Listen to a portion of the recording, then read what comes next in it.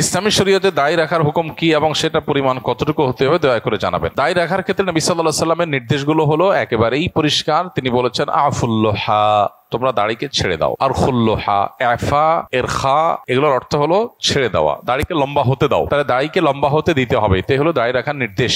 এখন কথা হলো কত দূর লম্বা হবে, কোন সীমা আছে না সীমা ছাড়া? এটা নিয়ে দুটা মত আছে। অনেক ওলামা ইকরাম বলেন, যেমন আরবের সৌদি আরব ওলামা ইকরাম বলেন যে না, কোনো সীমা নাই, যতটুকু মনে চায় ততটুকু লম্বা হবে। তবে এর বিপরীতে অন্যান্য ওলামা ইকরাম যেমন ওলামা আহনাফের মতে এক মুষ্টির পরে হলে কাটতে পারে, কাটা জরুরি না, কাটা জায়েজ আছে।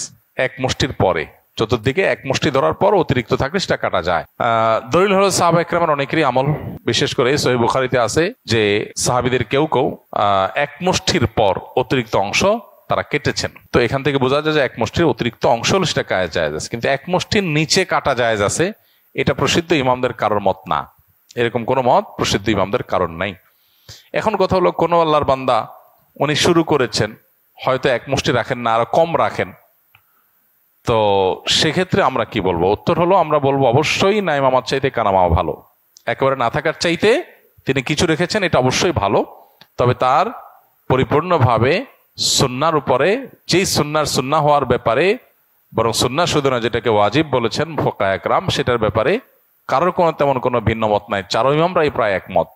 সে বিষয়ে তার আরো বেশি যত্নশীল হওয়া দরকার। হ্যাঁ, আজকের পৃথিবীতে কোনো কোনো দেশে অনেক আলেম ওলামারাও দেখা যায় যে অনেক ছোট ছোট দায় রাখেন।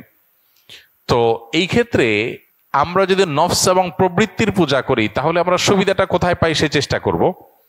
আর যদি আমরা দিন মানার চেষ্টা করি তাহলে কোরআন এবং সুন্নাহর আলোকে কোনটা অগ্রাধিকার গণ্য, কোনটা বেশিরভাগ ইমামদের মত, কোনটা সংখ্যাগরিষ্ঠ বড় ইমামদের মত, সেটাকে আমরা জানার চেষ্টা করব। তো এই সমস্ত জায়গায় সুবিধাবাদী মানসিকতা এটা আমাদেরকে পরিহার করতে হবে যদি আমরা আখিরাত চাই, যদি আল্লাহর সন্তুষ্টি চাই।